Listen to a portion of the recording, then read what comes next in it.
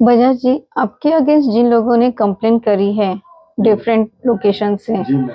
उनके पीछे उनका इंटेंशन क्या है? Try to explain audience. जरूर से मैम।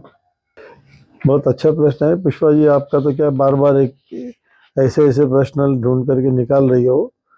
पब्लिक सोचती है मैं बोल रहा हूँ वो प्रश्न आप बोल रही हो। ये पार्टियों में पुष्पा जी मैं आपको अभी ऑर्डर में एक्सप्लेन करता हूँ।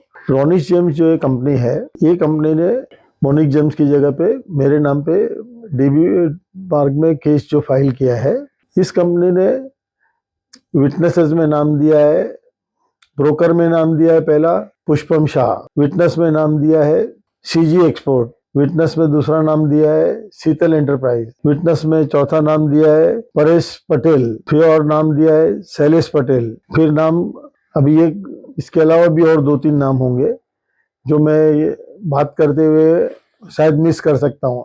ऐसे ही जो दूसरी कंपनी है सीजी एक्सपोर्ट, अब सीजी एक्सपोर्ट में जो पहले वाली कंपनी थी सबसे पहले उसका रेफरेंस दे रहा है कि मुझे रोनिश जेम्स को पैसा देना है, दूसरा शीतल एंटरप्राइज को पैसा देना है, तीसरा परेश पटेल को पैसा देना है, शैलेश पटेल को पैसा देना है, और भी 2-3 के नाम जो है वो मैं मिस कर गया हूँ बोलने में। अब मैं तीसरी पार्टी का नाम देता हूँ, सिद्धांत ज्वेलरी।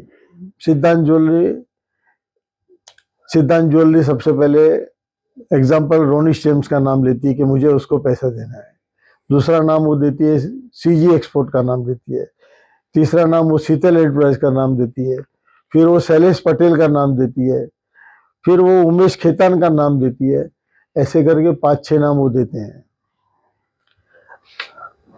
अब वैसे पुष्पम शाह का इंडिविजुअल का नाम आता है, तो पुष्पम शाह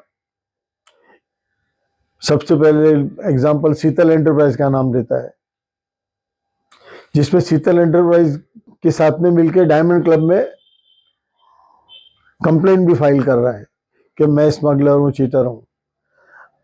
तो वहां पे भी पुष्पम नाम दे रहा है, सबसे पहला नाम दे रहा है शीतल एंटरप्राइज का, दूसरा रोनिश जेम्स का, तीसरा मिनी डायमंड का। बाकी और जितनी कंप्लेन है ये सब हर कंप्लेन में वो लोग एक दूसरे का नाम दे करके आगे बढ़ रहे हैं। अब जब तारदेव पुलिस स्टेशन में आप जाएंगे तो तारदेव पुलिस स्टेशन में शीतल एंटरप्राइज ने कंप्लेंट फाइल की है। तो शीतल एंटरप्राइज में वो कंप्लेनर में वो लिख रहे हैं विटनेस का नाम कि राजेंद्र बजाज को रोनिश जेम्स को पैसा देना है, सिद्धांत ज्वेलरी को पैसा देना है, सीजी एक्सपोर्ट को पैसा देना है, पुष्पम शाह को पैसा देना है, उमेश खेतान को पैसा देना है।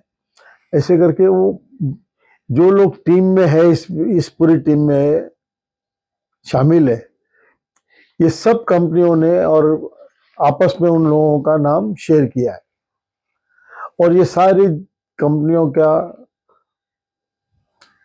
जो जो पुलिस स्टेशन में इन्होंने कंप्लेंट फाइल करी है, उस पुलिस स्टेशन के सभी ऑफिसर को ये मालूम है कि कौन से पुलिस स्टेशन में किस पार्टी ने कंप्लेंट फाइल करी है।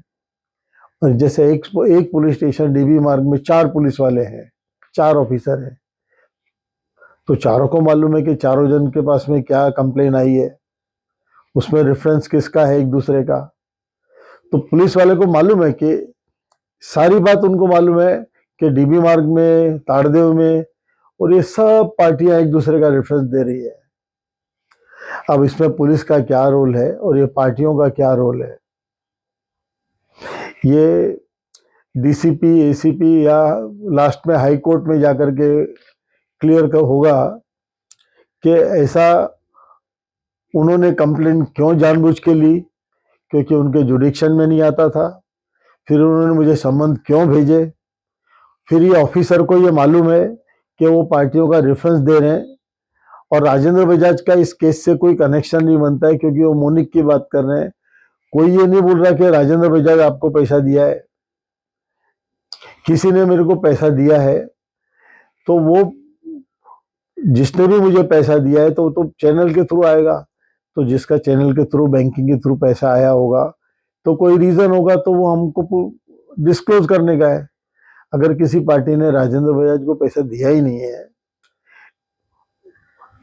पूरा केस इसी टाइप का मोस्ट ऑफ, और ये सब जो मिलकर के ये काम कर रहे हैं, इसके बारे में मेरा ज़्यादा बोलना उचित नहीं है। ये उनको ही सोशल मीडिया पे आकर के बोलना पड़ेगा फाइनली, अगर मैं सच्चा हूं तो। अगर वो लोग गलत होते या मैं गलत होऊंगा,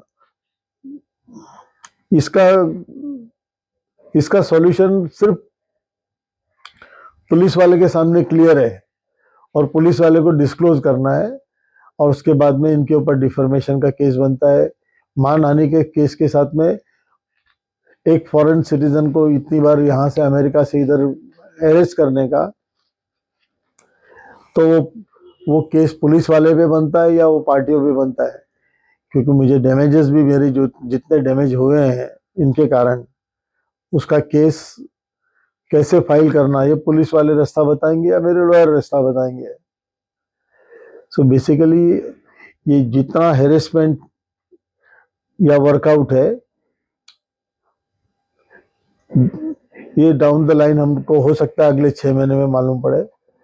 तो पुष्पा जी, आज इसके बारे में मैं इससे ज़्यादा कुछ भी बोलूँ, मेरी I don't think anything left. Now everything will be again going to the police station and going to the some of the case I'm running in behind them in the court as well, with the defamation case, with the legal case to collect मेरा जो पैसा लेना है उसके पीछे मैं उनके पीछे लगा हूँ, और वो ये सब मिलकर के वो पैसा खा जाना चाहते हैं या मुझे लूट लेना चाहते हैं, या मेरा कहीं पे उनको पैसा देना निकलता होगा, तो वो लोग प्रूव करेंगे या मैं प्रूव करूंगा, and I will get my money back. If they are correct, they will get their money back.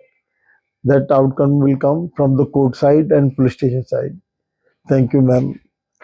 I think Pushpa ji, आज के लिए हम लोग बहुत हो गया, इस सब्जेक्ट को इधर ही पूरा करते हैं। Thank you.